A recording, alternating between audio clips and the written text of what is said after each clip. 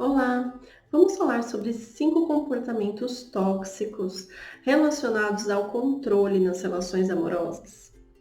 O meu nome é Marília Mendes, eu sou psicóloga e hoje eu vou falar um pouquinho sobre essa questão do controle que é tão comum, né, nos relacionamentos amorosos. E a gente sabe aí que quando a gente está falando sobre comportamentos de controle, a gente fala sobre comportamentos tóxicos. Por quê? O controle ele não deve ser parte de uma relação amorosa saudável, né? O controle ele tem muito mais a ver com uma visão de posse, de sou o dono do outro, eu mando na vida dele, eu quero ter controle de tudo que ele faz, e isso pode causar prejuízos no relacionamento amoroso, desde abusos, né? Porque qualquer coisa que envolve controle, a gente acaba ultrapassando o limite do nosso parceiro, né? E decidindo por ele, falando coisas sobre a vida dele, a individualidade dele, tá? E também acaba desgastando a relação como um todo, porque querendo ou não, viver numa relação onde a gente é controlado o tempo todo é extremamente desgastante e cansativo, tá? Então, o primeiro comportamento que eu queria falar é sobre, assim, o comportamento da pessoa ficar querendo saber do passado do parceiro, né? Querer vasculhar com quem se relacionou, quanto tempo, querer saber detalhes, mas quando sabe, fica perturbado. Então, assim, esse fator ele é um fator que acontece com muita frequência, né? Porque é meio que quase impossível a pessoa não ter nenhum passado, né? Então, a pessoa pode ter experiências e tem pessoas que se incomodam com o fato de saber que o parceiro teve, por exemplo, uma relação amorosa, intensa e principalmente sexual, que eu acho que é uma das coisas que mais incomodam aí, né? Principalmente os homens, né? Em relação a saber que a parceira teve um passado sexual, por exemplo, tá? Isso, gente, tem ligação direta com o controle, né? Não tem como você simplesmente deletar tudo que a pessoa já viveu, né? Não querer que o outro tenha uma história de vida, tá? Então, se você se incomoda, se você se sente perturbado ou perturbada ao saber do passado do seu parceiro, é importante você ficar aí de anteninha em pé. O segundo comportamento que eu queria falar aqui é sobre o de querer saber tudo sobre o parceiro, com quem ele está, com quem ele foi para algum lugar, que horas foi, o que conversou, por que conversou, né? Que tipo de roupa vestiu, por que fez aquele caminho, né? Você querer controlar realmente a rotina e o dia a dia do outro. Esse tipo de controle, ele é bastante prejudicial porque a pessoa que sofre, né, que é controlada, ela pode se sentir muito sufocada, né? E ela acaba tendo um mecanismo de evitar contar as coisas porque acaba causando problema, né? Quem convive, quem se relaciona com pessoas extremamente ciumentas e possessivas, começam a desenvolver um mecanismo de proteção, né? Então, por medo de contar qualquer coisinha que seja, porque sabe que qualquer coisa causa um desconforto, causa uma briga com o parceiro, então acaba decidindo não falar nunca, né? Fica ali quietinho como se não fizesse nada.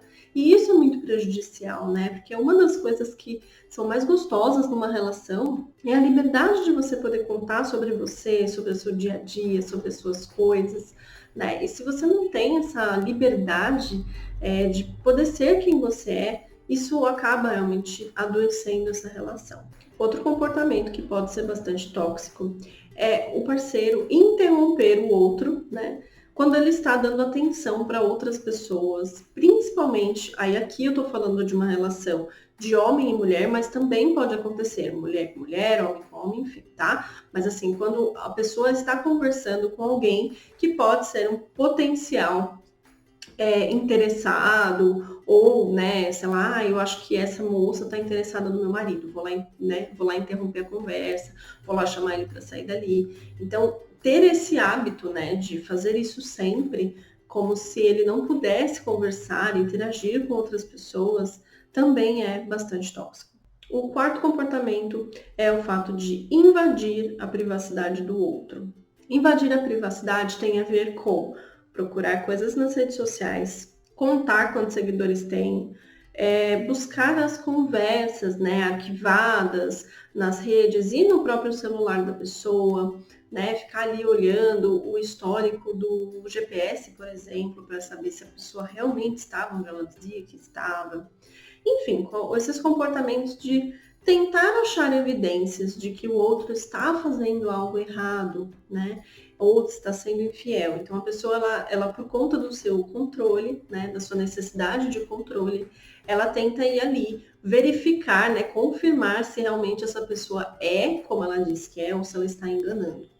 Isso tem bastante relação com pessoas que têm medo de serem enganadas, tá? E também com medo de serem traídas, tá? Então é importante identificar, por exemplo, se você tem esse tipo de comportamento, se você tem esse medo, né? Esse medo de ser enganada, esse medo de ser traída, e pensar também assim, o quanto esses tipos de medo, eles estão associados à sua história de vida, né? O quanto você ainda tem feridas de outras relações que prejudicam a sua relação atual. Então é bem importante dar uma olhadinha nisso também, tá bom? E o último comportamento que eu queria falar é o de impedir o seu parceiro de fazer as coisas, utilizando-se de estratégias como manipulação, como chantagem, como ameaça, né? E o que eu quero dizer com isso? Por exemplo, seu parceiro ele fala que vai jogar bola com os amigos, né? E você não quer, né? E aí você utiliza de manipulação, por exemplo. Ah, não, tudo bem, eu fico aqui sozinha, não tem problema, eu tô acostumada. Esse é um tipo de manipulação, né? Chantagens. Ah, então tá bom, você quer ir? Então quando eu for nas minhas amigas, você não reclama, viu? Você vai ver só, por exemplo. E ameaça, né? Se você for, eu não vou mais ficar com você, eu vou embora, eu vou levar, né? Vou levar minhas coisas, eu não volto mais. Enfim, qualquer estratégia que você procura para evitar que a pessoa faça aquilo que você, né, tá com medo dele fazer e você utiliza esse tipo de estratégia, né?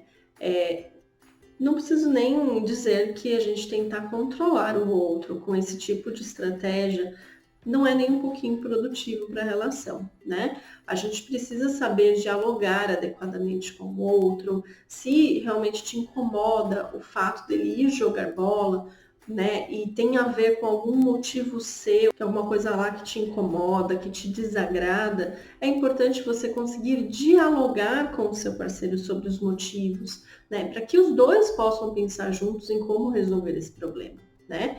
Agora, quando você utiliza essa chantagem, essa ameaça, né, esse tipo de manipulação, isso em algum tempo vai perder efeito, né? Porque não é produtivo, né? Tá sim ligado exclusivamente ao controle, né? E não tem nenhum motivo palpável, né, justificável para aquele tipo de atitude. Então é muito importante procurar conversar, dialogar com o seu parceiro sobre o seu desconforto, né? Abrir um espaço para o diálogo pode também fazer com que vocês dois encontrem meios de lidar com essa crise, com essa dificuldade juntos e assim se fortalecerem e seguirem mais em frente.